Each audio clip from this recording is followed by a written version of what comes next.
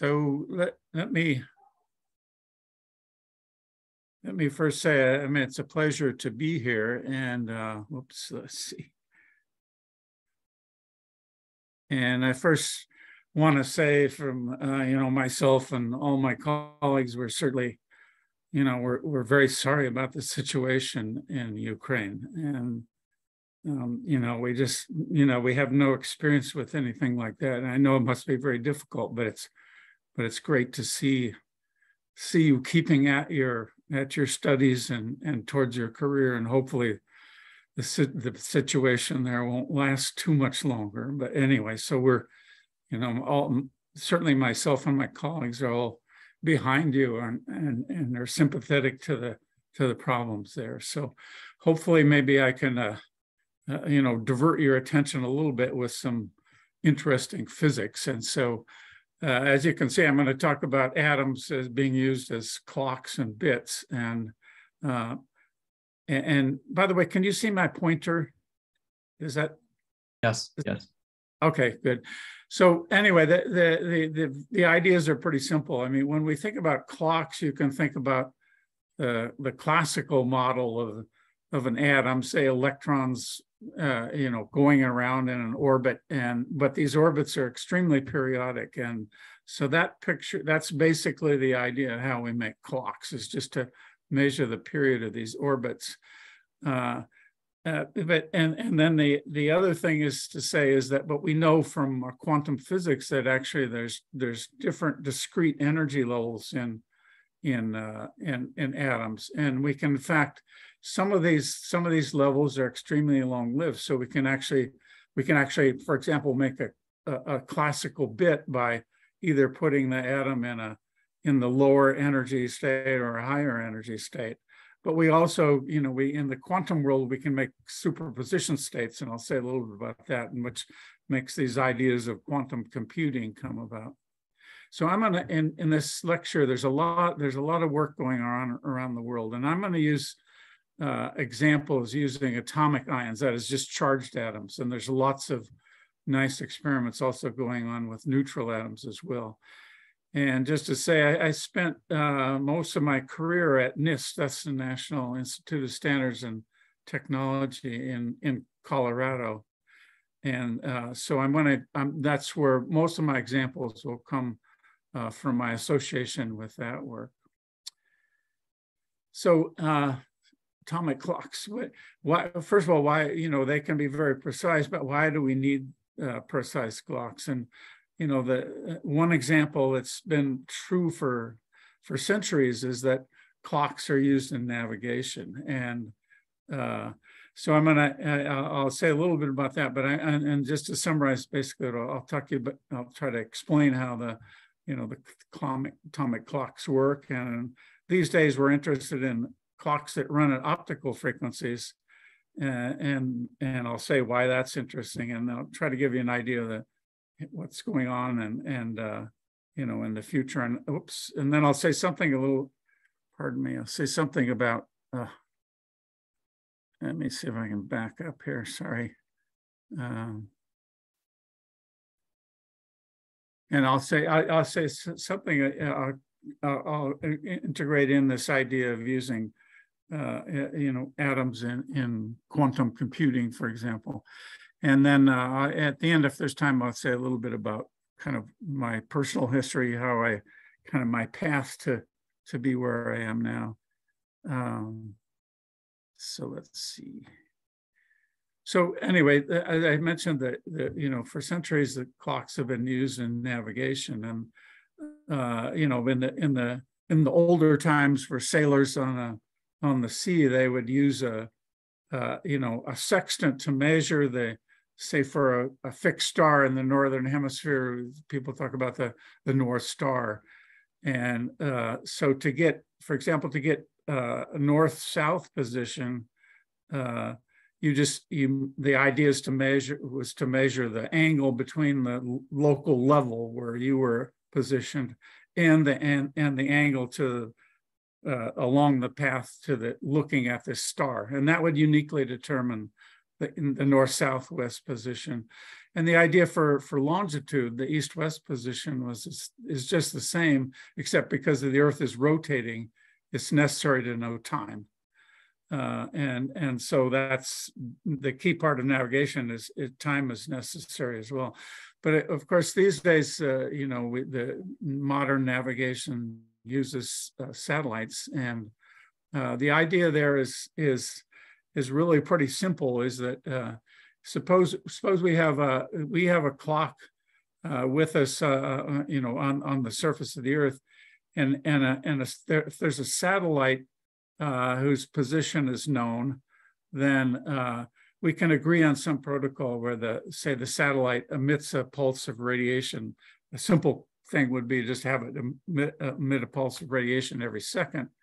And then if the clocks are synchronized, then there's a delay time that for the pulse of radiation to reach us on the ground. And so the length is the distance between us and the satellite is just given by the speed of light times the time of arrival minus the time of emission. And so just to give you an idea of the rough scale where we are these days is that an error in length or distance is given by speed of light times the error in time. And so just as an example, if we can hold time to a nanosecond, about 10 to the minus 9 seconds, then the uncertainty in position is about 30, or in length is about 30 centimeters. And to get this precision, we want to hold it over long times. And to hold this precision and timing over, say, a day, that turns out to be about, we need the timing to be good to about 1 part in 10 to the 14. And this turns out also, this is the timing precision, but also this also is close to the same, is basically the same as the precision of the tick rate, how fast the pulses are coming that we need to preserve. And so that's the basic idea. Of course, these days, there's a network of satellites, and the system is somewhat overdetermined, and so the clocks can find on the satellites can find their relative positions, and also time can be synchronized. And so, at a minimum, to get three-dimensional positioning, we need at least 4 satellites, and of course, there's more than that. I forget the exact number that are in view at any given time, but it's more than 4, and so the system is sort of overdetermined. So anyway, so how do we make these clocks? And the idea of clocks is, for a physicist, is pretty much the same as a person without any technical background, is that we need some periodic event generator, and we just count those oscillations of this event generator, and we can use that to generate time. And of course, traditional periodic event generators are, for example, the rotation of the Earth. And actually, for a couple of centuries, pendulum clocks were very good up until the 20th century, and where quartz crystal oscillators became better. And then in the middle of the 20th century, we started making these atomic clock devices. So one way to view this is that we can think about the classical picture of, say, an electron orbiting around the nucleus. And this picture is pretty good, a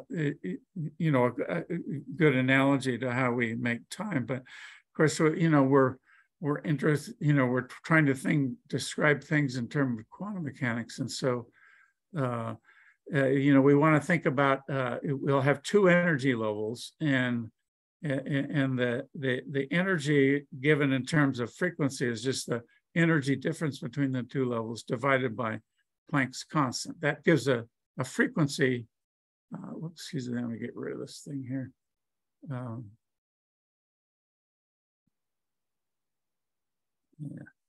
Sorry. So we can generate, we can generate time by counting these oscillations. And as I say, the classical picture works, but since we want a good quantum picture, what you want to think about is wave functions. And So what's showing in this picture is a picture of an electric dipole oscillation, say of one electron about the nucleus. And of course, the quantum mechanics tells us that the electron is not well localized. It's kind of smeared out, but nevertheless, the same basic idea applies. And so we think about this oscillating electron density. It's an electric dipole, and that dipole can radiate. And so one thing we can do then is we can capture these oscillations by looking at the radiation. So one mechanism for making a clock is based on lasers or masers. Now I think most everybody knows what lasers is: light amplification by stimulated emission of radiation. And the M in maser just stands for microwave rather than light. So the idea is exactly the same. And in fact, these maser oscillators were actually demonstrated before lasers that were demonstrated, but the idea is exactly the same. So this oscillating electron, because it's an electric dipole, it radiates and it emits radiation at this frequency, which is given by precisely by the energy difference between two levels divided by Planck's constant. And then the idea is we typically, in a maser or laser, we put a sample of atoms inside of a cavity where the radiation can be stored, so the photons are going back and forth in the cavity. And the reason for that is we can build up the radiation in the cavity to more strongly interact with the atoms. And then we sample a small amount of time of the radiation and just count cycles of the radiation to generate time. So I just have a little personal history. So I was a graduate student at Harvard starting in 1965.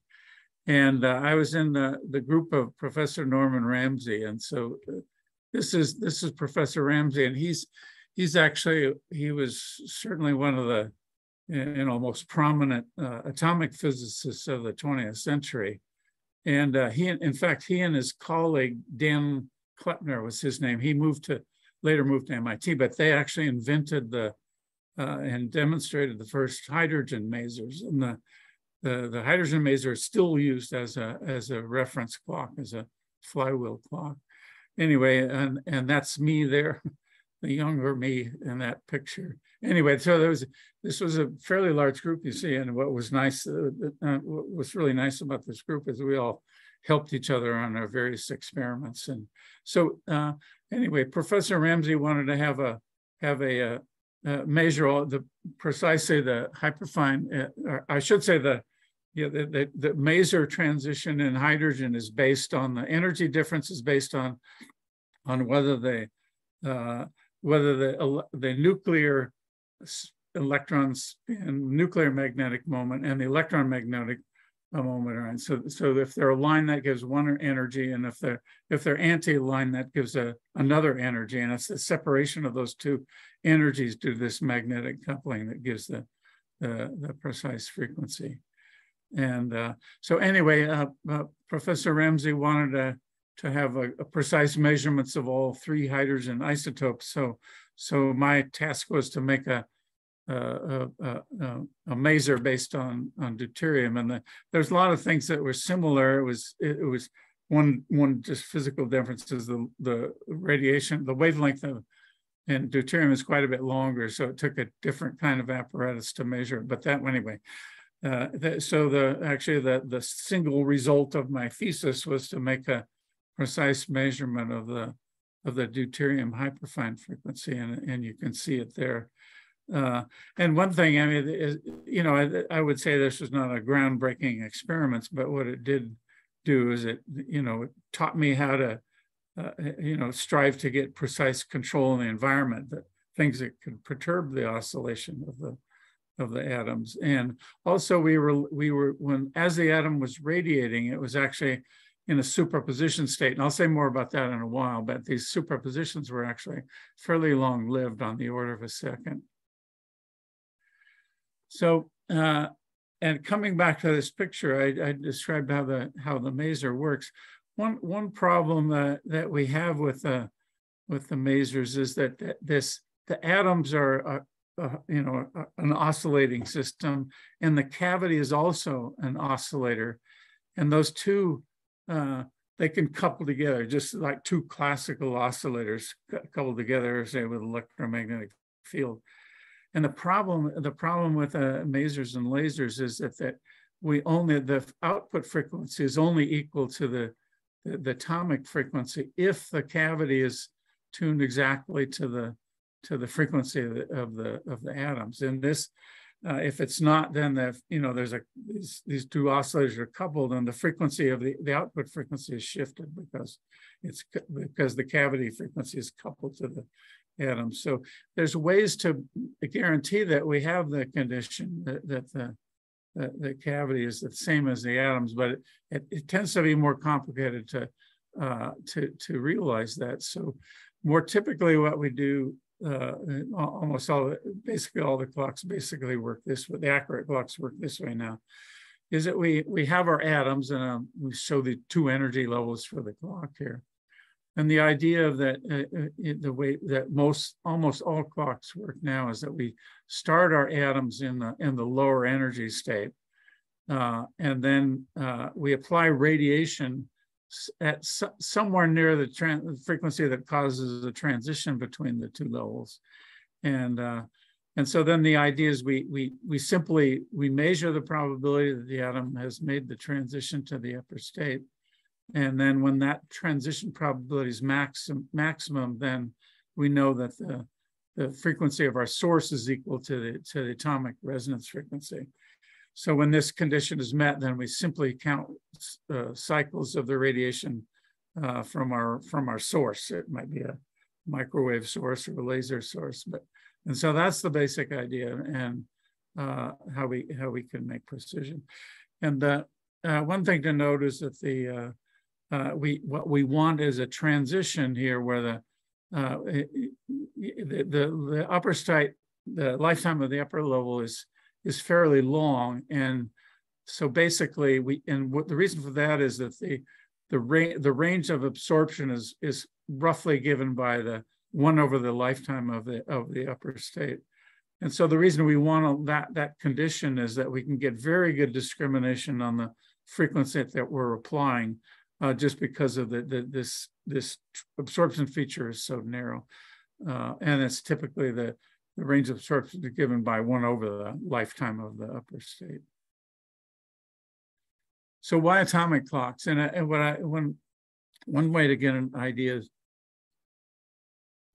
is that we'll compare to a pendulum clock, and this pendulum clocks aren't the most accurate clocks other than atomic clocks, but it gives an idea. For example, quartz crystal clocks has some of the same issues that I'll talk about here for a pendulum clock.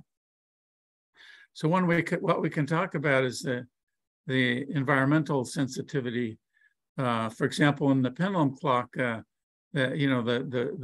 rod that supports the pendulum bob, it may have a thermal expansion coefficient given by this symbol alpha here, and so the idea is, for example, is if as the temperature increases, if the length of the pendulum increases, then the frequency of the oscillation goes down, just given by this simple expression here.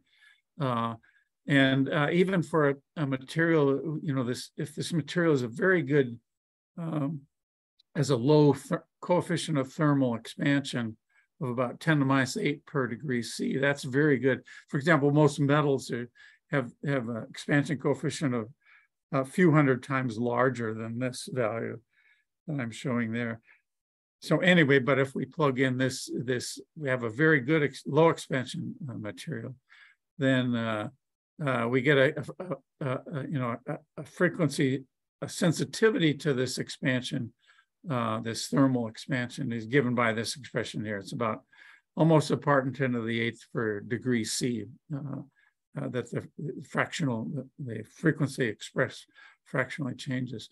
Now with atoms, the the nice thing is that we don't have to worry about the effects on the atoms so much from temperature. The one reason we have to worry about the temperature, though, is that, and this is something that Einstein taught us about, and one of the things Einstein taught us was that a system in a moving frame runs slower. The time runs slower compared to an observer on the outside. So what that means is for our atoms is that because they're moving, time runs slower for them than it does for us being stationary in the lab, and we have to account for that. Of course, the profound thing that Einstein taught us about, it's not, the atoms, we can assume the atoms are perfect, but what's changing is the idea that time runs at a different rate it runs slower in a moving reference frame. And so that's the effect we have to account for. Anyway, to give you an idea here, so I can do a simple calculation, it turns out for, say, cesium, the cesium atoms with an atomic mass of 133, if they're, we can calculate an expression which gives us the fractional frequency shift of the atoms versus temperature, and it's about a part in 10 to the 15 per degree C. So almost 7 orders of magnitude smaller sensitivity to temperature than the pendulum clock. And this is certainly one of the reasons we use atoms rather than mechanical devices. And as I say, the same considerations also apply to quartz crystals. They may be better than what I've shown here for the pendulum, but they still are not nearly as good as the atoms. So, and the other thing to consider, well, why do we use atomic clocks? And one is just about reproducibility. So reproducibility. And so, for example, the frequency obviously depends on the length of the pendulum, and so that the manufacturing tolerances come into play. It also, of course, depends on the local value of G, which can change over the surface of the Earth, and of course, and it depends on wear too. The bearing in the pendulum may wear out and lengthen the pendulum, and so it's what runs slower. Well, nice thing about atoms is that basically all atoms of a particular kind, with say cesium-133, they're exactly identical, and atoms don't wear out as long as we can keep them around. They remain there, and their identity doesn't change, and so that's really one of the key reasons. I'm choosing the example of cesium here. It turns out that a cesium, we can make a clock based on the hyperfine transition of cesium, the same kind of coupling I mentioned for the hydrogen atom, and that frequency is about 10 gigahertz. And so in the late 40s, early 50s, people were making devices where they could measure the hyperfine frequency of cesium, and some of the first clocks were actually made by having cesium atoms evaporated from a source and run down a tube, and while we were traversing this evacuated tube, we would shine microwave radiation on them to synchronize the radiation with their transition frequencies. And so actually in the mid 60s, after by then the cesium clocks were the best that could be had. And so international groups of international committee members got together and made the definition of the second equal to the 9 billion and so many cycles of the frequency of oscillation of this cesium hyperfine transition. So from that point on, then the frequency of cesium was exactly this frequency that I'm showing here, about 9 billion and so many cycles per second. So what I'm going to talk about atoms that are trapped, and as I said, in our case it was charged atoms, atomic ions, and so I'll just give you a little idea here the two inventors of these devices was Hans Demolt, University of Washington, and Wolfgang Paul. And they invented these ion traps. And actually, a little side note is they actually, Hans Demolt and Wolfgang Paul shared the Nobel Prize with Norman Ramsey in I think it was 1989, I forget now. But anyway, so they shared the Nobel Prize with Ramsey for their invention of these ion traps. And I won't have time to go through how these things exactly work. I'm sure, if I had another 10, 15 minutes, the students would know how they work for sure, but I don't have time. But anyway, the basic effect is we apply a combination of oscillating and static electric potentials to this electrode structure. And at the center of this particular structure, those fields then can create a three-dimensional harmonic well that the ion can sit in. And so we have, again, you can think of for the motion, at least for this purpose, you can think of as a classical harmonic oscillator, but in 3 dimensions. And the analog, for example, without having to go through the equations, the analog of what we do here is very much a two-dimensional analog. It's like having a marble in a bowl that can roll back and forth. So these days, I talked about hyperfine transitions in the gigahertz region, and these days, for the last decade or so, we've been interested in pursuing optical transitions. That is, transitions that oscillate at optical frequencies. And so I'm going to say a little bit that the work at NIST, we worked on a Mercury ion, and if you don't know, that this is just atomic notation for the energy levels. But anyway, this particular transition we looked at in Mercury, it had an oscillation frequency of a little over 10 to the 15 cycles per second. So this is the frequency we measured compared to, sorry. Sorry, I messed myself up here. Okay. So this is the frequency we measured compared to cesium. And you might ask, well, is the idea of using optical transitions a new idea? And the answer is no. And it's interesting that one of my colleagues at NIST came up with this. He found a text written by Lord Kelvin and his colleague Peter Tate, and they attributed this idea to Maxwell. Maxwell, as I think most of the students know, he had really invented the theory of electromagnetism, anyway, in this text they had this section that said, that recent discoveries indicated that natural pieces of matter such as hydrogen or sodium, they were actually thinking about sodium, but they're made in infinite numbers and are exactly like in every physical property. And that's true, that they had the basic idea right. And they also said, well, they also realized the time of vibration of a sodium particle. They were thinking, when they said vibrations, they were thinking of the optical oscillations, but these oscillations correspond can be known to be absolutely independent of its position in the universe and remain so for as long as the particle exists. So they didn't quite get this right. They had the basic idea right for how we make atomic clocks, but one thing was that they can be excused. They didn't know about Einstein's theory of relativity, and in fact, these oscillations of atoms or any system, it's not independent of where their position in the universe. And this is an interesting thing. Again, it comes from Einstein. I'll come back to this towards the end of the talk. But anyway, they had the basic idea. So it goes way back to, more than, almost these days, almost 150 years that the idea of an optical transition for a clock was there.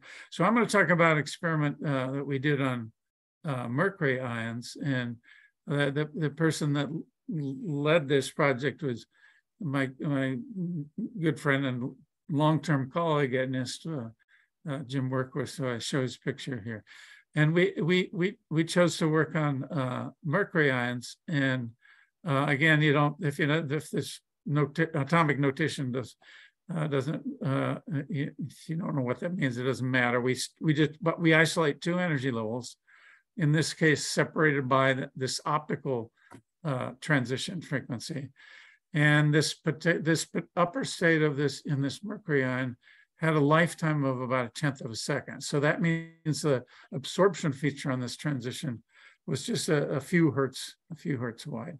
So the idea is we'd put our, it turned out it was, we get the highest precisions if we put our mercury ion, just a single mercury ion on the trap. And the idea there is that, in fact, if we put just two ions in the trap, the electric fields from the inhomogeneous electric fields from the charge of one ion acting on the other ion causes a frequency shift, which is hard to control. So most of the experiments I'll describe here were done on single ions because of these perturbations. Anyway, in mercury, this absorption feature was just a few hertz wide, given by this relatively long lifetime of about 1/10 of a second. So we could, if we guided the laser to the center of this absorption fixture, that's what provided them the standard for this mercury clock. So I can back up here. Let's see if I, just coming back to this now. In principle, the one way we could measure this absorption is we could look for as the light passes through by the ion, the radiation, some of the radiation will be scattered or absorbed and re-emitted, and that will reduce the transmitted intensity. But it turns out for one atom or one ion, the amount of absorption is extremely small. So we actually we use another trick that's common in atomic physics spectroscopy experiments, and that is, in the mercury ion, we have, pardon me, whoops. This was I show here that this is the transition. This is the transition we're using for our clock reference. Excuse me. But we also have other transitions. And mercury, we can use this transition shown on the left. Whoops. Sorry, we can use this. We can also have a second transition on the left. And the nice thing about this transition, we can scatter a lot of light off this transition. The lifetime of the upper level is only about 2 nanoseconds, whereas this one was 1/10 of a second. So we can scatter a lot of photons if we excite this transition. So the idea of the way we detect then is the transition detect the transitions on the clock levels is that, suppose we start the atom in the ground state here, and then we apply radiation near the clock frequency. Then when the atom absorbs when the frequency of the laser, the clock laser is tuned precisely, it'll promote the atoms to the upper level. But if the laser for the clock transition is mistuned, then when we turn on this second laser, we'll see lots of scattered light. On the other hand, if the clock laser is tuned appropriately, then it will promote the atom to the ion to the excited state. And then when we turn on the second laser, there's no scattered light. And in fact, because it scatters so much light, when we can easily discriminate, essentially 100%, we can tell when the ion has absorbed or not absorbed the clock radiation. And just as a side light here, we can actually see a single ion. Now we can't see it because it's scattering light in the ultraviolet, which our eyes aren't sensitive to.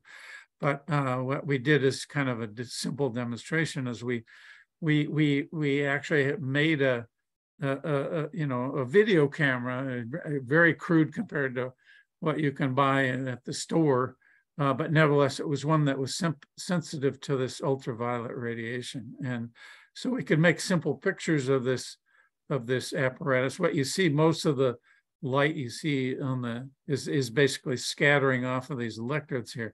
But the bright spot in the middle of the picture, that's our single mercury ion. And just another little side thing, which is kind of interesting about this is the size of the dot you see there, the mercury ion it's much larger than the actual size of the wave packet of the mercury. In fact, the resolution is just limited by the limits of the optics we do to make these pictures.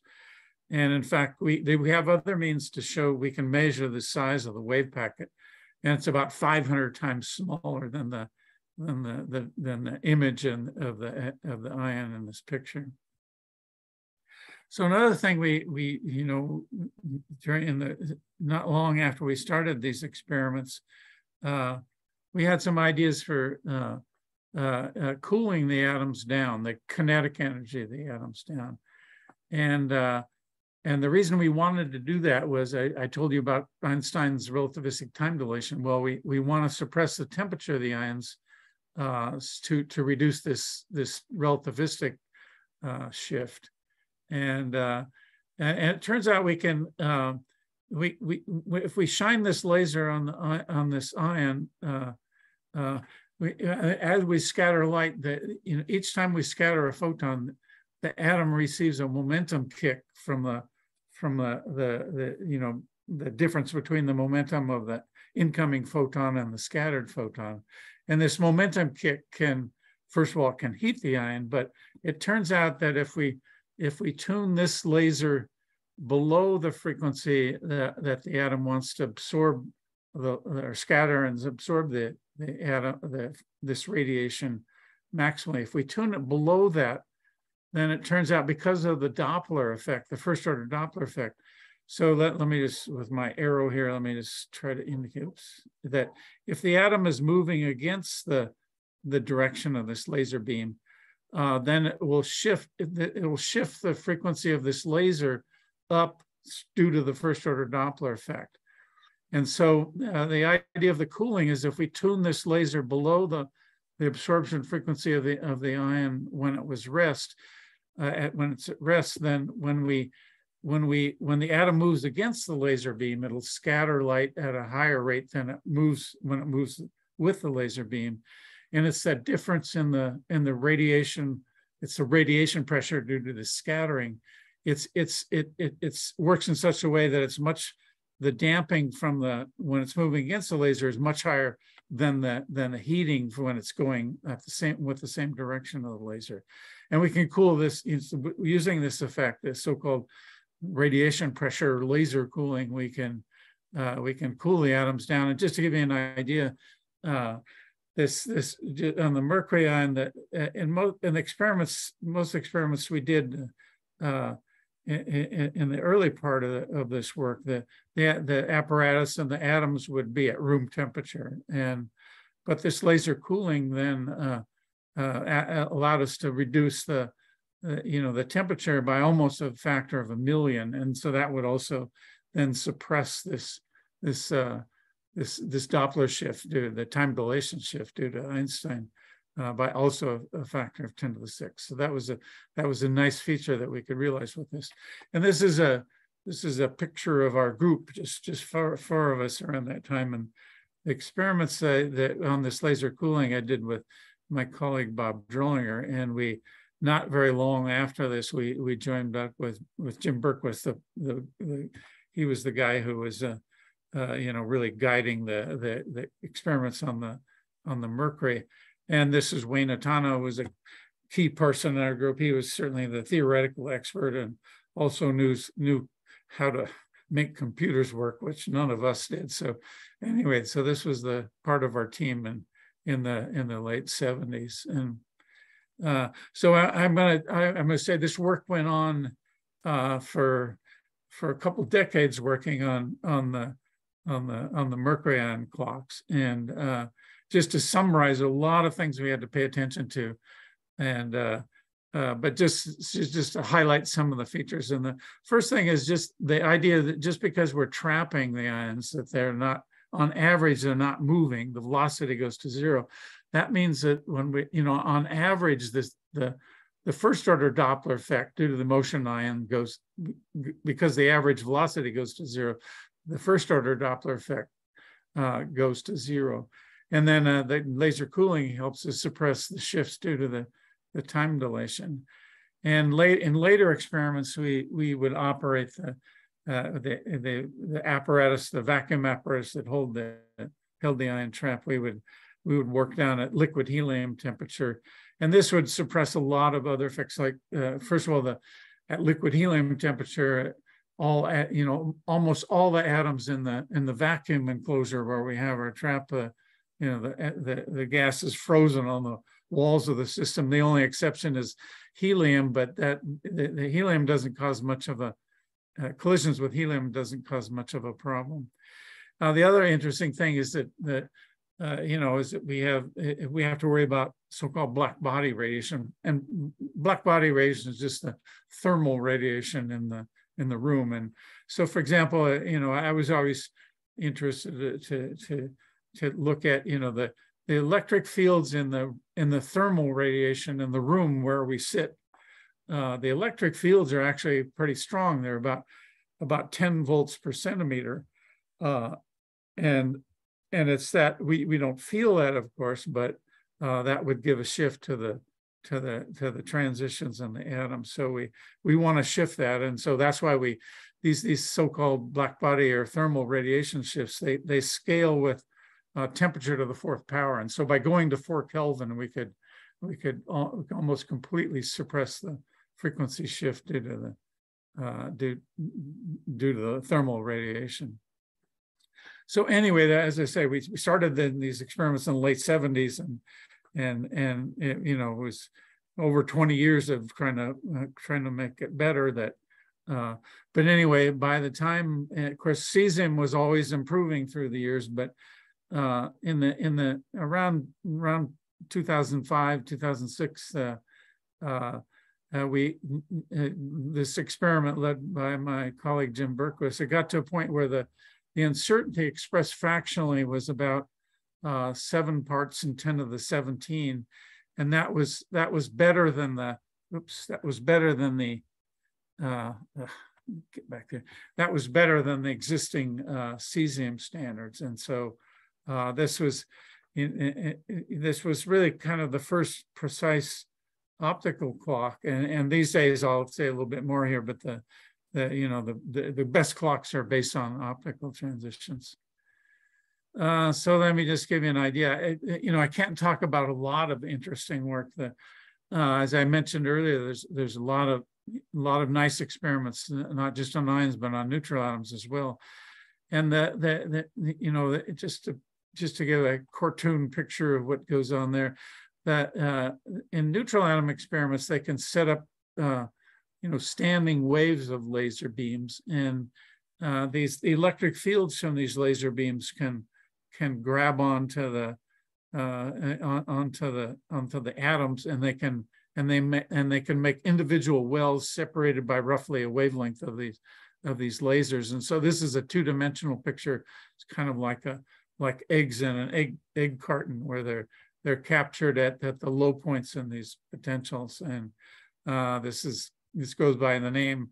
These 3-dimensional lattices go by the name of optical lattice and optical lattice clocks. And so these experiments are very nice. And one thing that was nice is that I mentioned we only worked with 1 ion, but it turns out in these experiments on neutral atoms, they can work with many thousands of atoms. And what's nice about that is that because there's always fluctuations when we measure the transitions, it turns out these fluctuations, the imprecision in the measurements goes down with 1 over the square root of number of atoms that we're using. And so one nice thing about the neutral atom experiments is that the measurement imprecision can be reached in a much shorter time because of the larger number of atoms. And so So anyway, I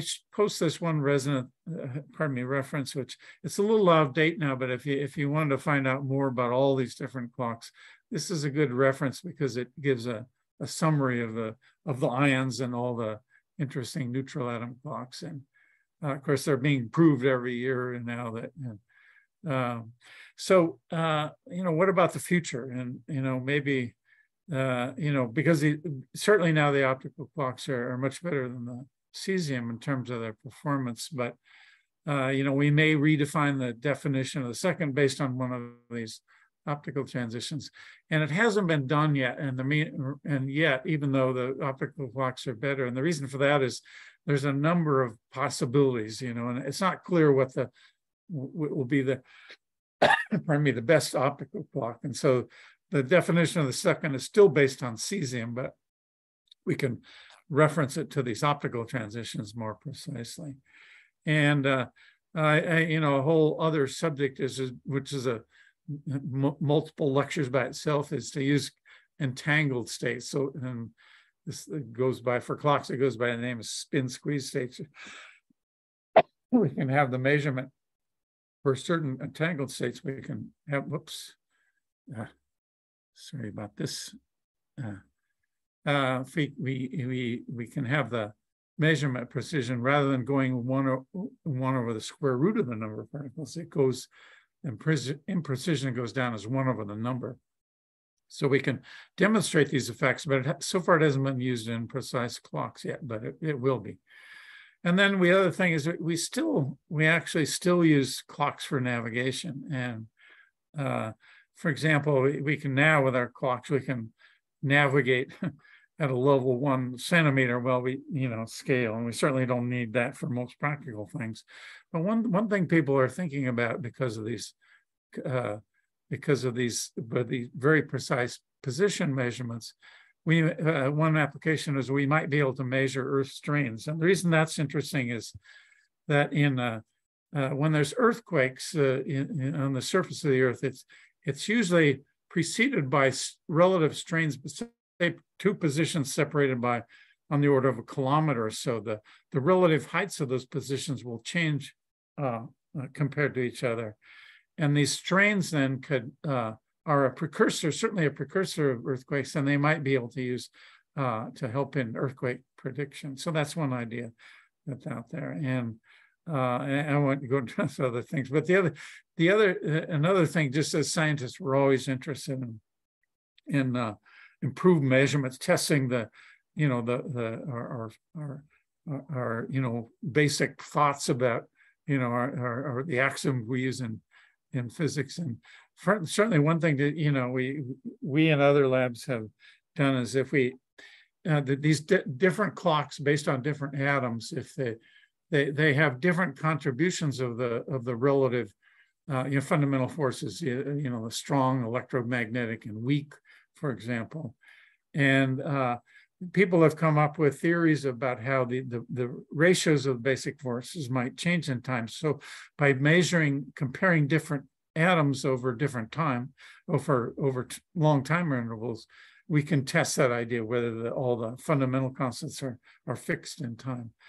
And there's nowadays, of course, in the last several years, the big excitement has been over detection of gravitational radiation. And one way it might be done with clocks is if we have 2 clocks separated by some distance, when the gravity waves comes in, it basically causes the relative positions of the ion, the distance between the positions of the ion oscillate.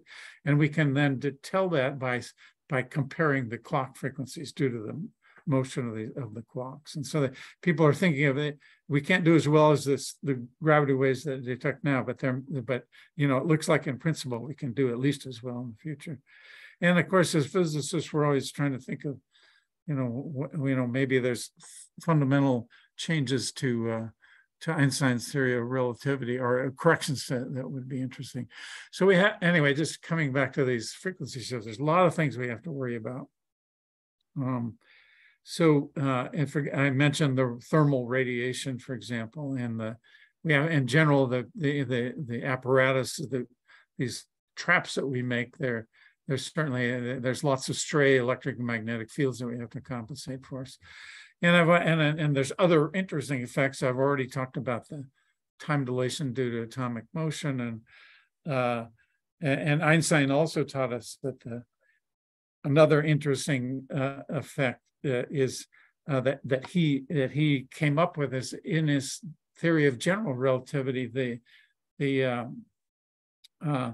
also an effect due to the if time, the basic effect is that time runs at different rates in different gravitational potentials, and so we call that shift this gravitational potential red. It's called a red shift just because when in a deeper potential, the frequencies and therefore the radiation from the clocks shifted down, and so that's why we say it's red shifted.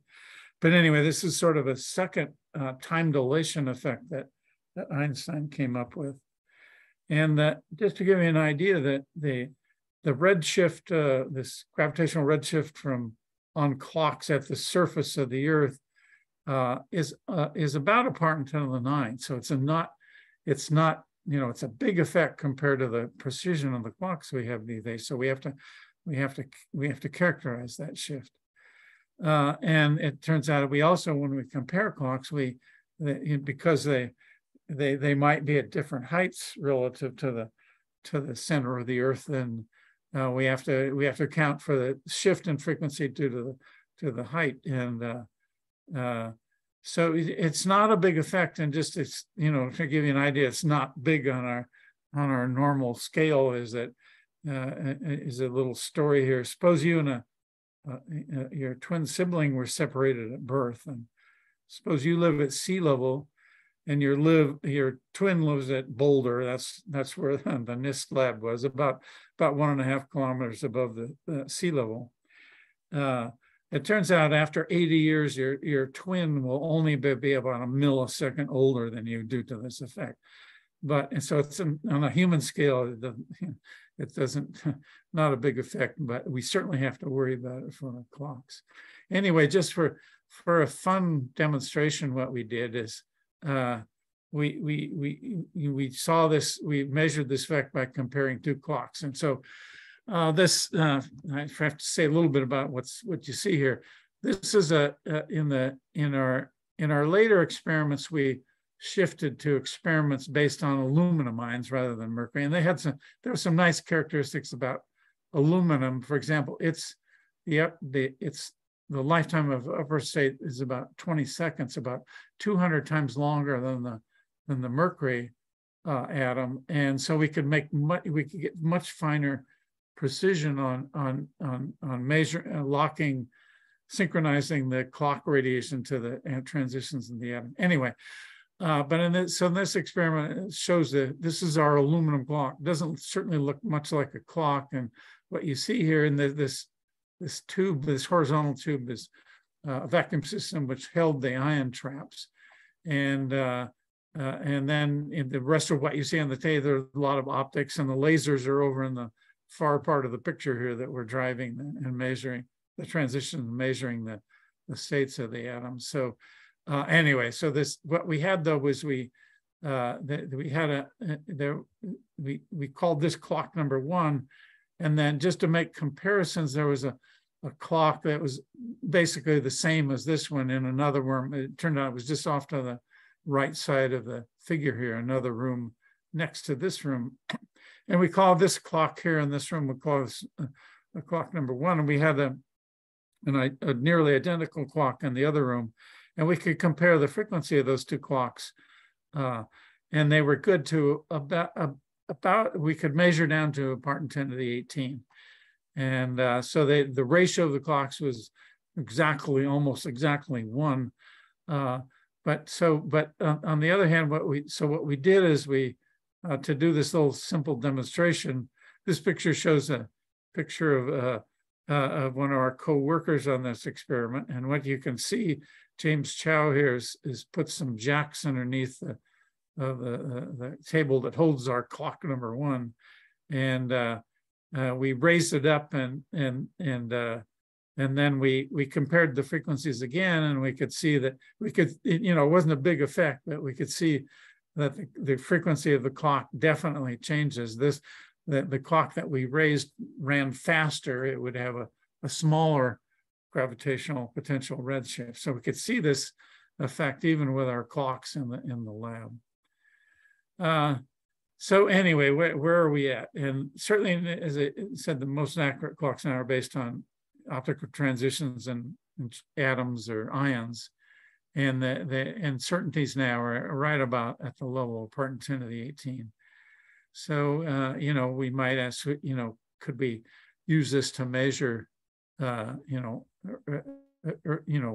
perhaps earthquake prediction? And I've mentioned that, and also, these effects on fundamental science we might be able. So I'm going to change the subject now, and I'll talk about atoms as being bits storing information. And it turns out the nice thing for us as experimentalists is that we would use different atomic ions in our work for atomic bits versus atomic clocks, but almost all the techniques we used were the same. And so we could easily go and transition into these type of experiments. Anyway, I mentioned before, suppose we have a two-state system, and if the upper state lives a long time, then what we can do is we can either store the atom in the lower state labeled 0 here, or the upper state, state 1. And this acts then as a classical bit of information. But it turns out, and quantum mechanics tells us, if we don't completely make this transition, if we only drive it part way, then we can make a superposition state. And so this is sort of the notation we use to describe the wave function. We say we draw this picture where these amplitudes in front of the quantum states that represent the two levels, they represent how strong or how much it's like the 0 state or the 1 state in the atom. I'll come back to that in a second. So just to give you an idea, I mean, this idea of superposition is very strange. What I should have said here is that for the atomic bit, in some sense, the atom is not representing a 0 or a 1, it's representing a 0 and a 1. And so, I mean, this sounds very strange that we can have both things at once. And just an example of superposition, which kind of dramatically points out the weirdness of superposition is, for example, consider the analogy of our ion like a marble in a bowl, and the marble can roll back and forth. Well, we can actually make superposition of motion states where at any given instant of time, the atom will be on the left side of the bowl and the right side of the bowl at the same time. And this, as I say, this makes no sense in our ordinary day experience, but this is our life with the atoms. This is how the experiments, how we think about these experiments and how they work. So why is that interesting? So for a classical bit, we can the bit can be either 0 or 1, and for the quantum bit, it can be both a 0 and a 1, and at the same time. And the reason this is interesting is suppose we have a 3-bit register of our quantum bits. So for a classical register of 3 bits, it can store one 3-bit binary number, for example, 101. But in this superposition sense, if we have 3 qubits, it can store simultaneously all the states from 000 up to 111, all these 8 possibilities. And so it represents 2 to the 3 numbers or 8 numbers simultaneously. And it's this 2 to write it this way because it's an exponential scaling. And to give you an example, one experiment we can do in the lab, we can make a superposition state using 300 of our atomic qubits, and that stores then it stores about 2 to the 300 numbers given, by this exponential scaling, or about 10 to the 90th numbers simultaneously. And that's more than if we had if we took all the matter in the universe and made a classical memory storage, we couldn't store these. We can store as much information as these 300 quantum bits can. So that's certainly one of the interesting features of talking about quantum bits. And the other thing too is if we do a logic operation on, let's say the first bit, if we flip the bit, then in general all these coefficients in front of these states is going to be different. And if we flip just the first bit, that'll change all of them simultaneously. In some sense, it gives a capability of massive parallel processing because they're all tied together in this superposition state. But but I think, and with the students who have had quantum mechanics, you learn early on that when we measure a quantum system, it'll collapse into one state. And so the example here, for a single bit, for example, we have it can be in this superposition state. And then when we measure the qubit, though, it'll be either 0 or 1 with probabilities given by the amplitudes of these coefficients squared. And so when we measure our quantum system, it's even when the register is very large, it's going to collapse down into one of these possible numbers in the register. And so there's this measurement rule we have to obey, and that sounds like a serious limitation. But anyway, there's some interesting things we can do. And one of the most dramatic example was pointed out by Peter Shor. He's a mathematician. He's now at MIT, and he came up with an algorithm for factoring large numbers, which based on these quantum ideas. And the reason that was interesting, factoring large numbers sounds like maybe like an esoteric math problem, but I think many of the students know that basically the security of our encryption systems is derived from the fact that that factoring large numbers is very difficult. And so the reason this factoring algorithm that Peter Shor came up with was certainly interesting to government agencies. So if we could make this device, it would compromise the security of data encryption. So I'll say a little bit more about the algorithm, but let me first say something about logic gates that we'd use on our quantum bits.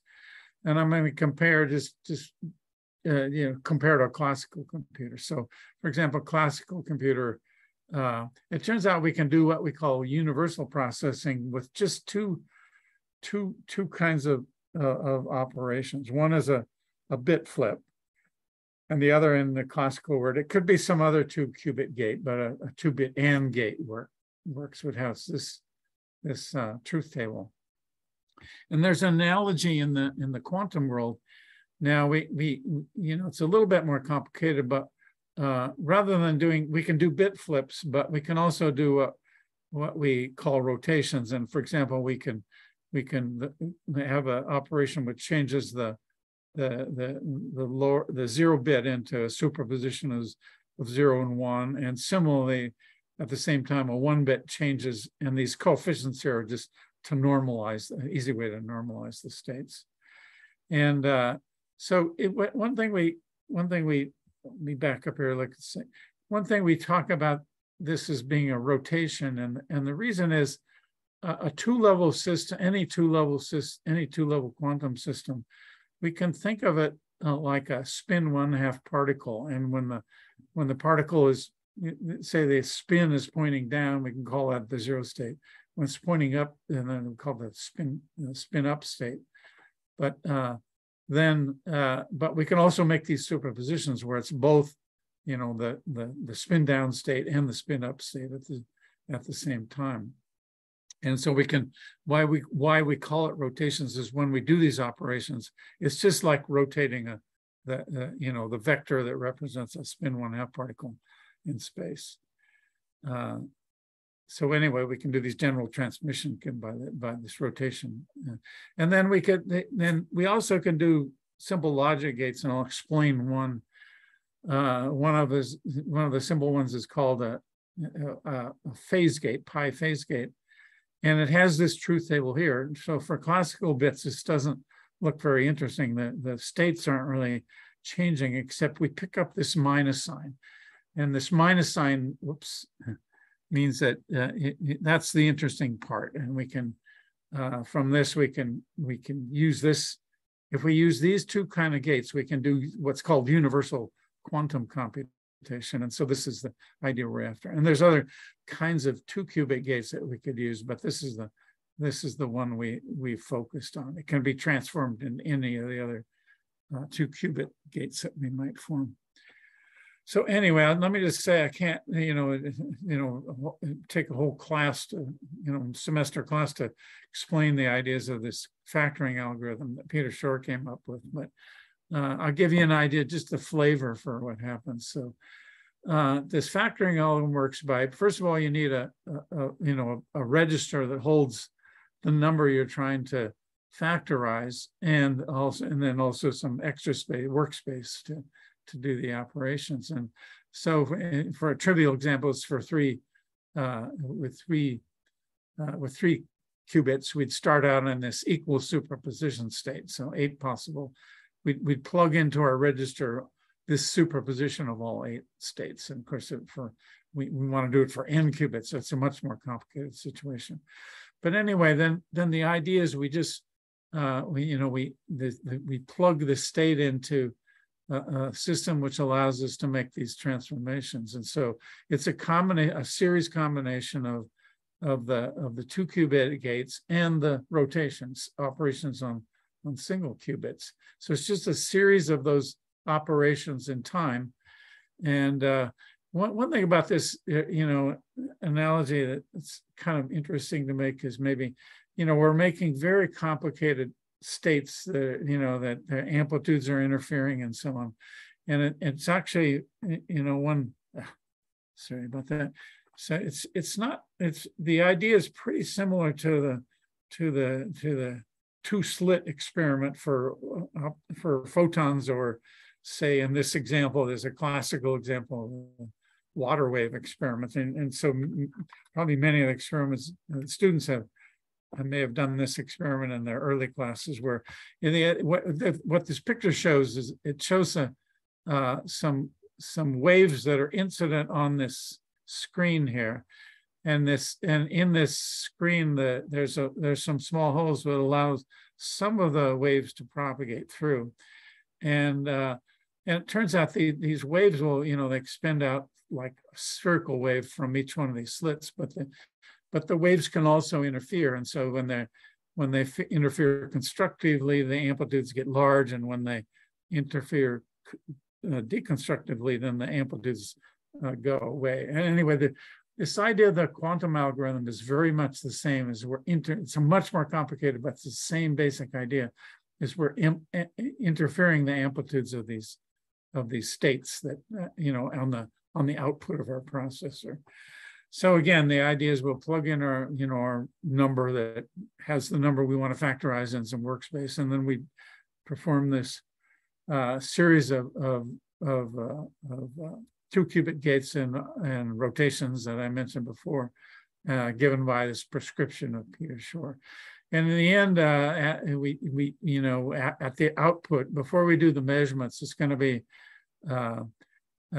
some complicated superposition state. But it turns out, because of the way Peter Shor designed the algorithm, when we measure the register, it's going to be still a very large number of states, but any one of those states can be used in a classical number theory algorithm to determine the number, the factors, the factors of the number we're trying to factorize. Anyway, that, as I say, it's the math that goes into this is very complicated, but that's the basic overall feature. We're relying on these amplitudes interfering to determine the factors. And just to give you an idea, that to factorize a 150-digit decimal number, it takes about 10 to the 9 operations. And the status of things right now is we can maybe do 100 or 1,000 operations before, the noise in the system gets into the problem. So, we're a long ways from factorizing large numbers. There's this whole field of quantum information. There's a way to correct for errors, which I don't have time to go into, but anyway, this gives you one example of what people are thinking about these days. So a little bit of history here is that there's a popular meeting in the atomic physics world. It's called the International Conference on Atomic Physics. And in the mid-90s, it was held in Boulder, Colorado, and I was one of the organizers for the meeting. And Arthur Eckert, who's a well-known theorist in photon quantum optics, he was well aware of this of Shor's algorithm. Anyway, we got him to come and give us a talk about Shor's algorithm. And there are two people at the meeting there. Some of our favorite theorists, particularly in ion physics and atomic physics in general. They were Ignacio Serac and Peter Zoller. They were in Innsbruck, Austria, at this time. Anyway, they were at this meeting, and they after Arthur Eckert's talk explaining the ideas of quantum computation, they very quickly, within matter of a few weeks, they came up with an idea how this might be done with ions. And certainly one of getting ahead of myself here. Certainly one of the their strengths as theorists is they not only very good on the technical theory part, but they also have always paid close attention to what the experiments can do and what they can't do. And anyway, very quickly they came up with an idea. They were well aware of the kind of things our group and other people working in ions could do. So they came up with an idea of how you could make a scalable quantum computer.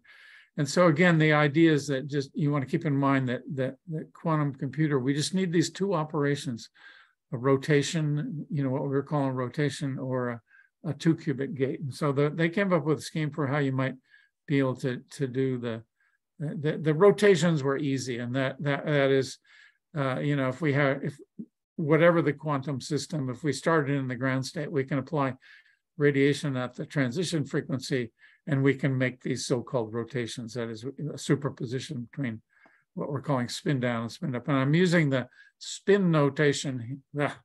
Sorry, my computer's too sensitive here. Anyway, I'm using the spin notation here to describe the internal states, the qubit states.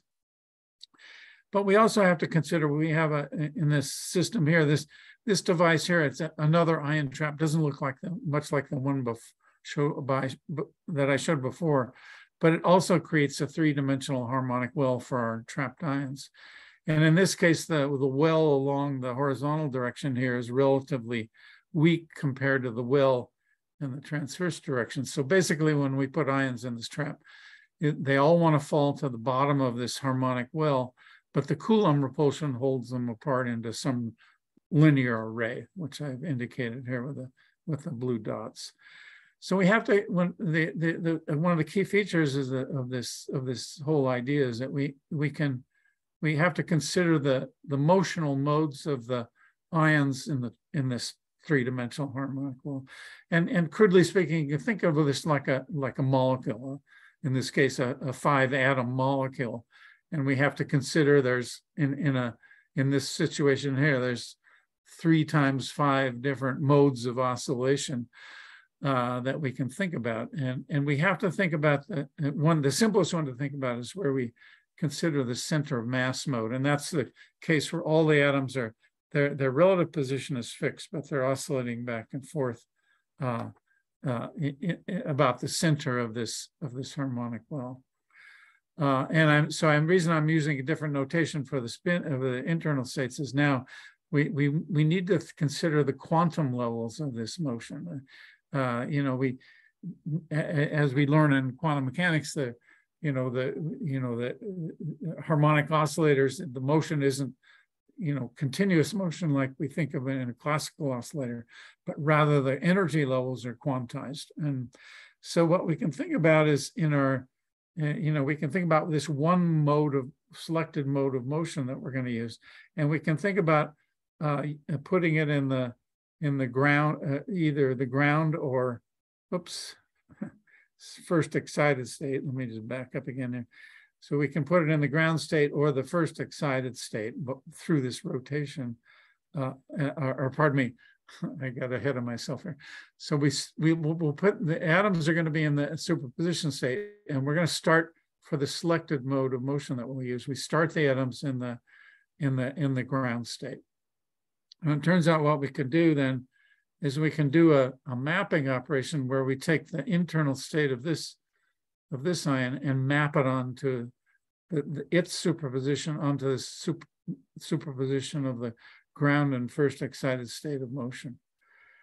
And then we can consider another one of our qubits, and then we can with a laser beam we can actually make a quantum gate between the internal state of this ion and the internal state superposition of these two motional states. And I'll give you an idea how that works in a minute. But this is sort of the basic key operation. So in some sense, we've actually, through this mapping operation, we've done a logic operation between this qubit here and this qubit here through the mapping operation. So I'm going to give you an idea how this works now. So, okay, so let's consider the first step here. This is where we want to map the internal state superposition of this ion onto the motional state superposition. So the idea here, we can do this with optical transitions or lower frequency transitions, but it's easier to visualize, I think, with optical transitions. And so we start out this qubit here that we're focused on. It's in the superposition state of the internal states, but it's in the ground state of motion. And it turns out if we just change the frequency of the laser a little bit, we can drive a transition that takes this amplitude and puts it down here. And that's basically this first mapping operation. We've mapped the internal state of this ion onto the motional state onto this motional state superposition. So now if we look at the second ion, in general, its internal states are going to be in a superposition. But the key feature about this idea, I should have said back here, is that basically this pseudo molecule. When we consider the modes of oscillation, particularly the one where the so-called center mass oscillator, where it oscillates back and forth in this harmonic well, basically when we do this mapping operation, all the ions feel the presence of this mode, and so all the ions oscillate a little bit due to this motion superposition. So effectively, the motion is transferred to all these ions when we do this mapping operation. So then, when we come to the second ion in this step, in general, the internal states will be in the superposition of down and up, but the motional state superposition will be there as well. So in some sense, we get this superposition state, which includes both the internal states and the motion. And so I just, with these cross-hatched circles, I just represent that these are the amplitudes that are present in this second qubit.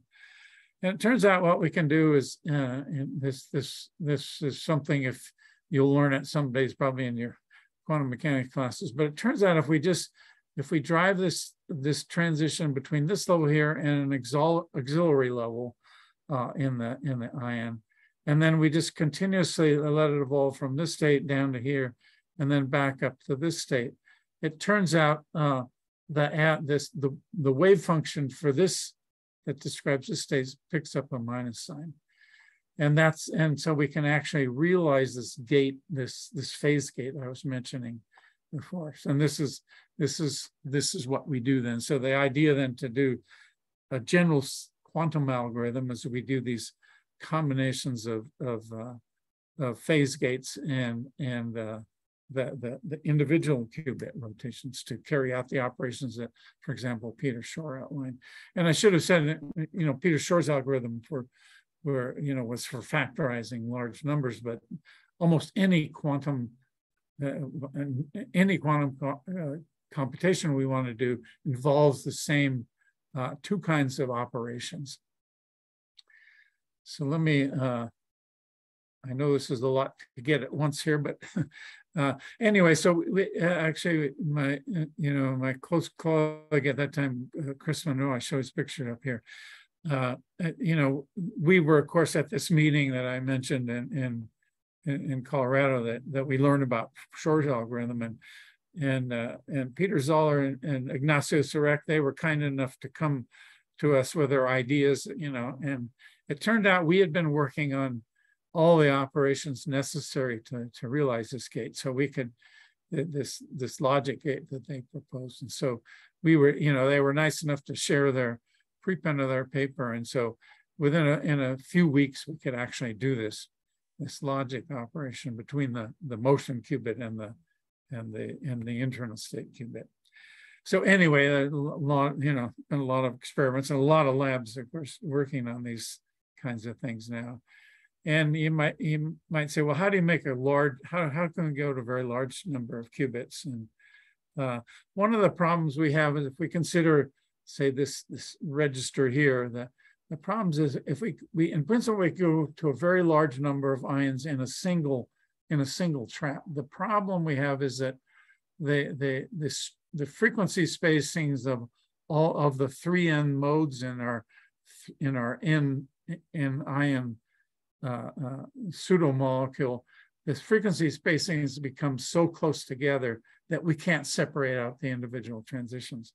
So one idea we and other people have been working on is to have different areas, different registers, we might say, where these qubits are stored, and to make logic operations. For example, we select two ions from these different areas, and we put those two ions and move them down. We put time-dependent electric fields on these electrodes here to move the ions down into this register here. And here we can then do the two qubit gates, so that, for example, that I was mentioning. And I show this yellow ion here, and it turns out there's a lot of things I've been very quick to describe here, but we want to keep the ions, particularly we want to start the ions in the ground state of their motion. And by using laser cooling techniques, a little bit more sophisticated than the ones I described for the clock, but we can, because the ions are close coupled, we can use this ion to do the laser cooling and freeze out the motion of this 3-ion crystal before we do the logic gates. And so we need to start, if you remember, for this logic gate that I described, we need to start the motion in the ground state. And so we cool this ion down, and the transition frequencies for the cooling here are in general different than the transition frequency of the qubit. So by cooling this ion in, we don't affect the qubits, and then we can do this logic gate. So that's one way we think about. Of course, after we do the logic operation, then we can move these ions somewhere else or do gates between, select one of these and do a gate between some other ions selected by moving them around. So this is how we might scale up a quantum processor. And this is what I just mentioned. We have this separate cooling beam that will, before each two multi-qubit gate operation, we cool the ions down. So this is just one example of a trap that could be used for scaling up. Now, this doesn't look at all like the traps I showed before, but what you want to think about here, in this trap, the electrodes are all in a plane. And so each electrode, is in these small, like this little rectangular electrode there is the dark lines define that electrode. And this is a location where we could put one or multiple ions to do our gate. And then all these other electrodes around here to be able to push the ions around. As I say, it doesn't look like the traps I showed before. It's a one-dimensional electrode structure, but in fact, the electric fields that we can produce with this array of electrodes is just like the fields near the axis of the traps that I showed before. Anyway, this is just one example where, in this case here, we could we could move the ions around, and for example, we could switch the places of two ions. We'd push them off into this zone here, and then they bring them back around here, and then the order would be reduced. So this is how we arrange the order of the ions on the trap. So this, I showed that, actually this slide is out of date now. And, but anyway, this is, a few years ago. This is just to give me an idea of how many groups are working on this. This was just a list of the experimental groups, pursuing quantum information based on atomic ions. And nowadays, this list is about 100 groups around the world working on various aspects of this quantum processing just with atomic ions. And the other thing to say is there's many other platforms. There's the neutral atoms, which I haven't said anything about, but there's a lot of similarities in the things they think about as we do with our ions. And another is an entirely different platform is Josephson junctions, superconducting junctions that we can make quantum bits with. And so it's an entirely different technology, but the basic ideas, whoops, I should have, the basic ideas are the same that I've described for the ions. And there's all these different things, even single photons can be used to make quantum computers. So there's a lot of companies involved in this. I'm not sure how up to date this reference is, but this one listed a lot of the companies working. But as I say, just for atomic ions, there's about 100 groups working on problems. So there's many more when you include all these other platforms. So it's a big industry now, and people, of course, the companies are now being, some existing companies have taken on this problem, and there's new companies from. So it's a big process right now.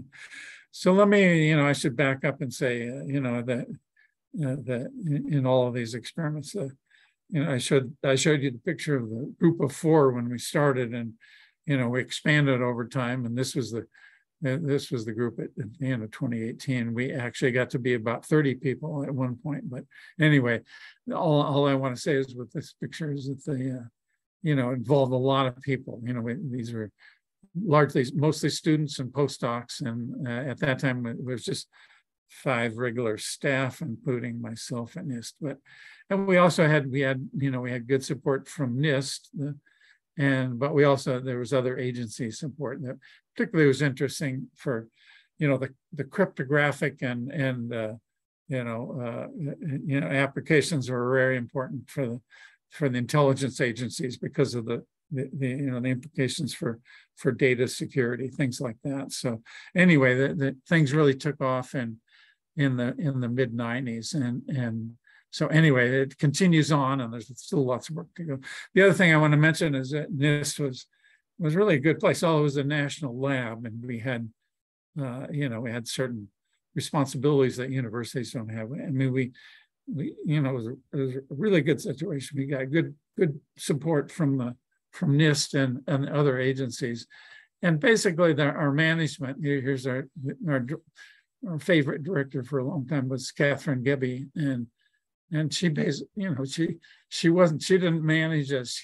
She just let us determine, which direction we want, and helped us get support. And later, her job was taken by Carl Williams, who I showed there. So we had really great situation with her management, and we could do pretty much. So anyway, thanks for listening. And I know it's a lot of stuff, but maybe get some flavor of what we're trying to do.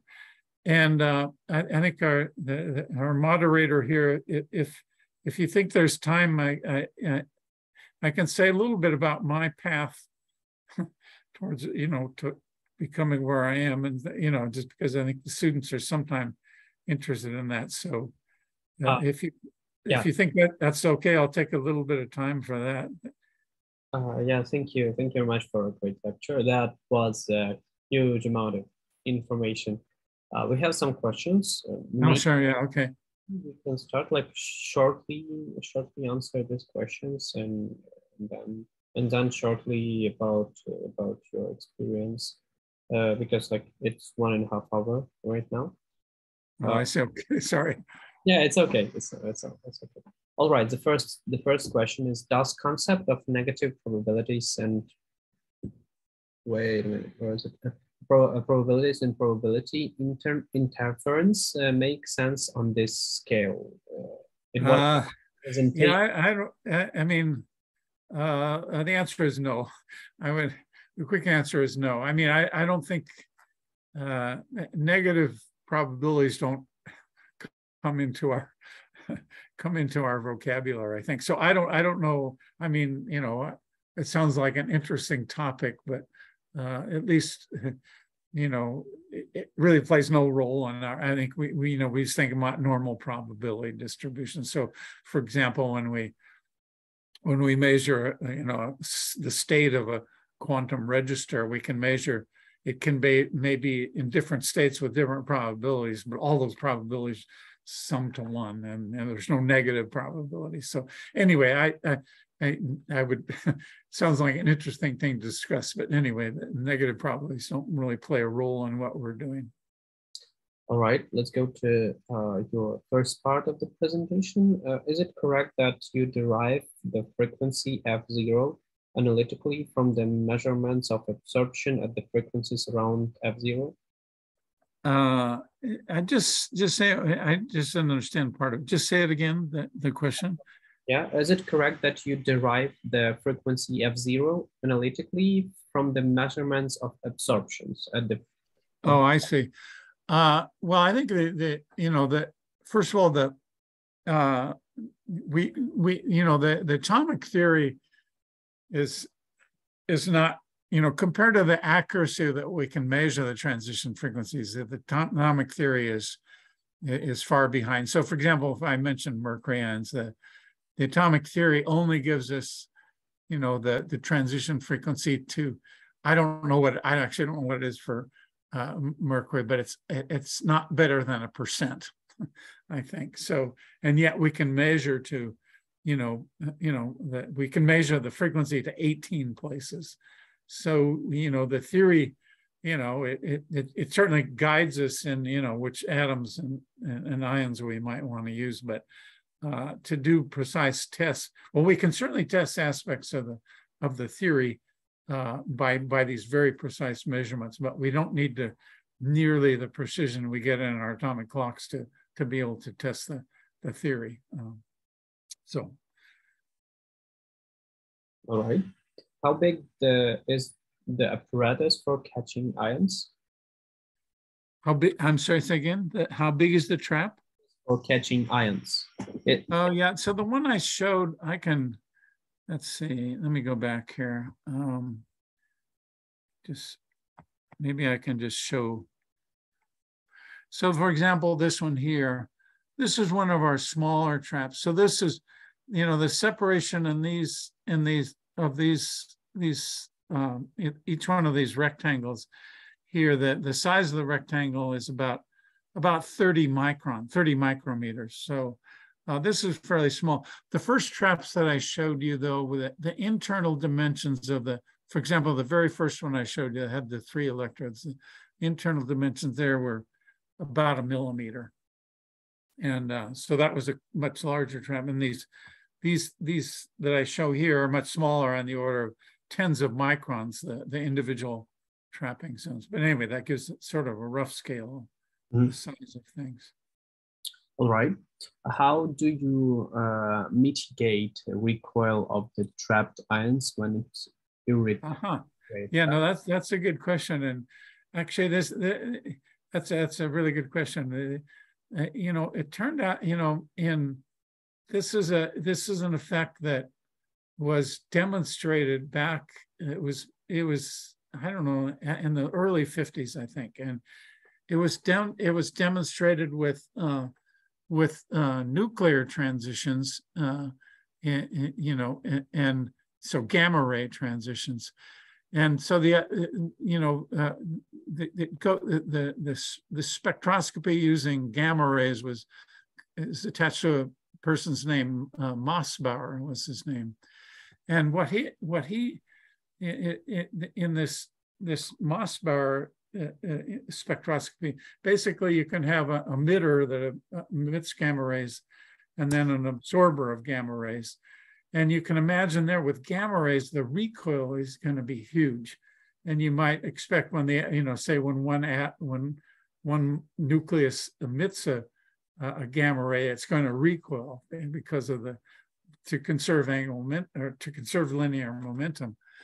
And what Mossbauer showed is that, you know, you can actually realize a situation where the recoil, it doesn't just go into the atom, doesn't move. It goes into the entire crystal that holds the nucleus. And so basically you get recoilless emission and recoilless absorption. And this is called the Mossbauer effect after the physicist, I think it was the early 50s, and he discovered it. And so this, I mean, actually the same thing happens in our ion traps when say our Mercury atom, when it emits a photon, you'd say, well, it's going to recoil because of the conservation of momentum. But in fact, it doesn't recoil, or there is a recoil, but all the recoil energy is transferred into the whole trap, which is incredibly massive compared to the single ion. So basically, it's like there's no recoil. There is recoil, but it's spread out over so many atoms that it just becomes a negligible effect. So that's a good question. But anyway, yeah. All right.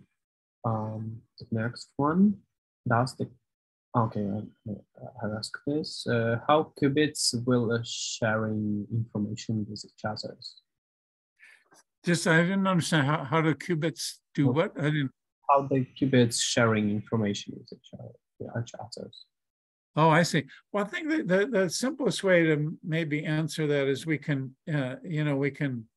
for example, when I talked about the quantum gate, we can map the state of one qubit into the motion, qubit.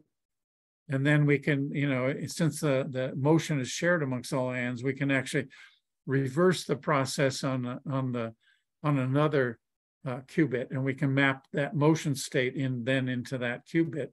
And so overall, we've mapped the motion state of the first qubit into the motion state of the second qubit.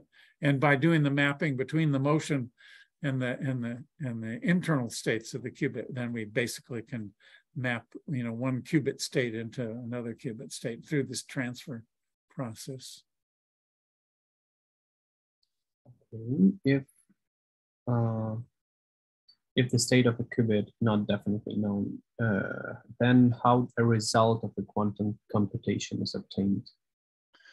Well, it's right. There's always probabilities involved. For example, when we have a superposition state of a single qubit, then they'll, I showed it. It's going to be a little hard for me to go back, I think, through the slides to get back to the.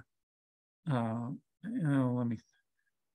I better not try to mess things up here, but I think early on, I indicated how when we measure a qubit, it's going to be measured to be in either 0, 1, or spin down or spin up, with the probabilities given by the coefficients of the wave function squared. And so that's where probability comes into play in our measurements.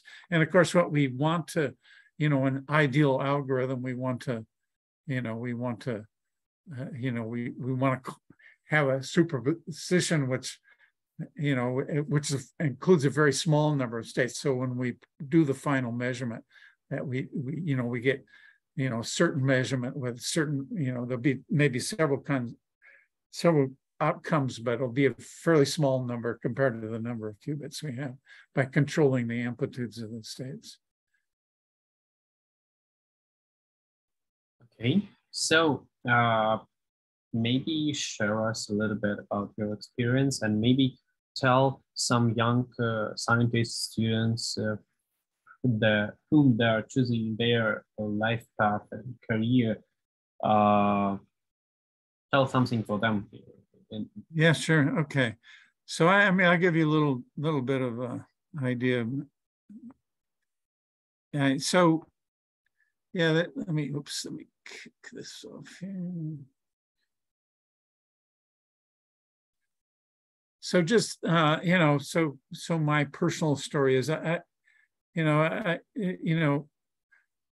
parents were, they lived through it's called the Great Depression in the U.S. from about 10 years from 1930 to just up to the start of World War II. And so they were, during the Great Depression, a lot of people, they lost their jobs, and that really awful time in the United States. And so my parents were, they both had college education. They had jobs, and so certainly when I was growing up, there was an emphasis on me and my sister getting a good education so we could get a job, so we could guard against the downturn in the economy, things like that. So anyway, with my parents, there was always a emphasis on getting good grades in school, and that was okay. I mean, I liked school, so that wasn't a problem. And actually, my father, he was an engineer, but he would play simple math games when I was younger. And in fact, it was just simple games like adding and subtracting and multiplying numbers in rapid succession and things like that. And I like this game because it was the one game I was better than my sister at. So she was a couple of years older than I was. Anyway, but my parents were, they even though there's an emphasis on education, I had a lot of freedom to explore. And so when I was a younger kid, I was interested in model airplanes, and so I always liked mechanical things, and the engines on the airplanes was fun. Anyway, and then when I got to be in teenage years, my buddies and I were interested in cars and motorcycles and things like that. So actually, I was making a fair amount of money. I had a paper route that I would deliver 200 papers each day to the houses in the neighborhood, and so I could make enough money. And I was actually able to buy a car when I was 14. I couldn't at that time. I wouldn't, driver's license, you had to be 16 years old. So anyway, but I had enough money to buy a car, and my dad had to bring it home. But so the car was in pretty bad shape when I got it, and so I spent the next year and a half fixing it up and fixing a lot of problems it had. So I tore the engine completely apart. And so actually, one thing about this was that I just this working on mechanical things. I mean, it was a lot of skills in terms of making apparatus that came in handy and later in my life. So it wasn't wasted effort. And but as I say, my friends and I, in fact, we continued on when we were in high school, and we were modifying cars and so on. And as I say, I think that this you might think is goofing around or something, but a couple of things to say is that we worked in groups, and so this working on cars was very much like working in the way the experiments work in a typical atomic physics lab, is that you tend to work in groups because there's often easier when several people are operating experiments. And so the same thing kind of applied here with working on cars, is that this teamwork was really not any different than the teamwork that goes on in a physics lab. So anyway, just to give you an idea of my education, so I was raised in California, and I was raised near there's several different campuses of the University of California, and the one that was close to my home was in a town called Davis, and it was actually primarily an agricultural school, very good one, and still a very good one. But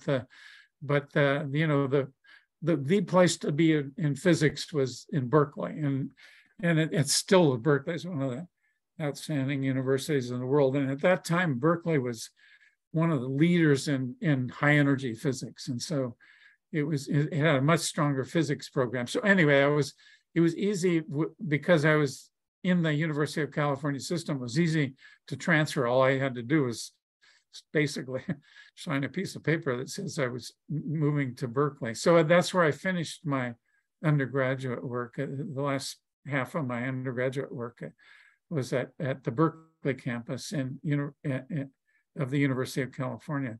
And then I went to graduate school at Harvard University.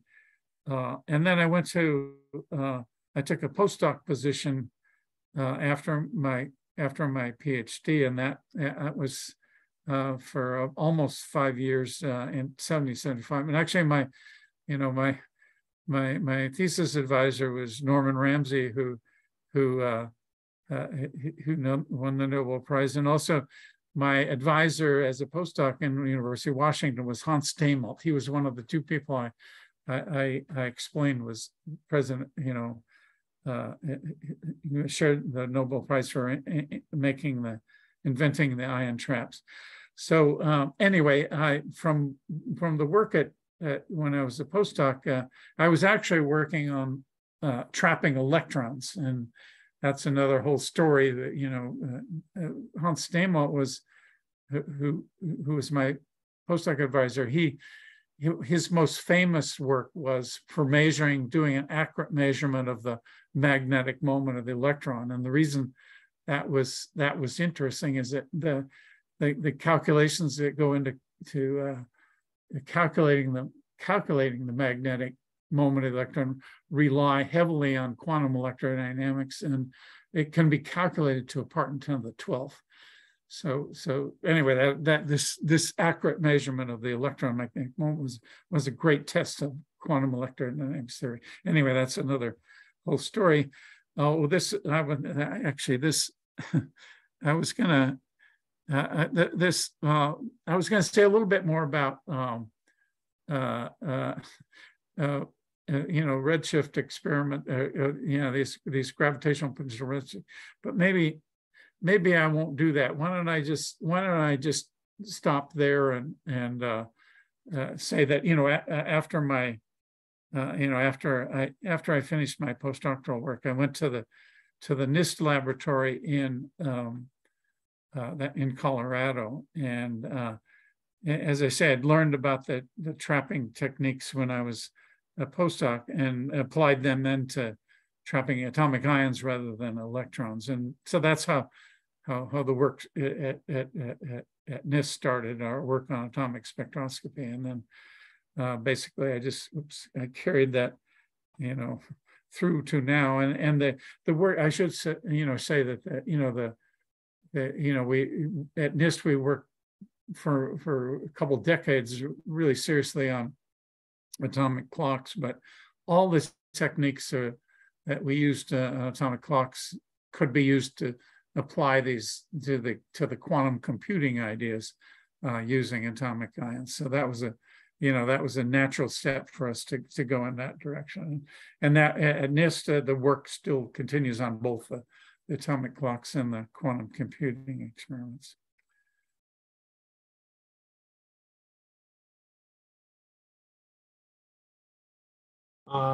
We have one question in the last one. What's your favorite book and why? What's the what? What's your favorite book and why? Oh, I don't know whether I have in terms of technical books, I don't think I have a favorite book. In fact, I think for most, as you become more senior in in your work. I think it's usually you don't find your good ideas in books. It's more in the recent literature that's been that's been published. And I like reading outside of physics as well. And so I there's some American authors I like a lot. So that's how I spend some of my time when I'm not doing physics. So I don't really think I can't identify a favorite book, a technical book for sure. I have several favorite books that are non-technically oriented, but anyway. So. All right, thank you very much. It was a great pleasure for us to be with you today, to talk with you. It's very important for us, your support in nowadays. And thank you for a great lecture. Hope that very soon we will meet in person in Kyiv. Okay, well, that would be my pleasure. And yeah, as I said at the beginning, I hope things will improve for you. I know it's got to be terribly difficult, right now, but I hope that things will turn around for you and you can get back to interesting science and other things. And so anyway, certainly me and my colleagues and our thoughts are with you in your difficult times. So we wish you well. Thank you. Thank you very much. Have a good day. Bye. Okay, you too. Thank you. Thanks for listening. Bye.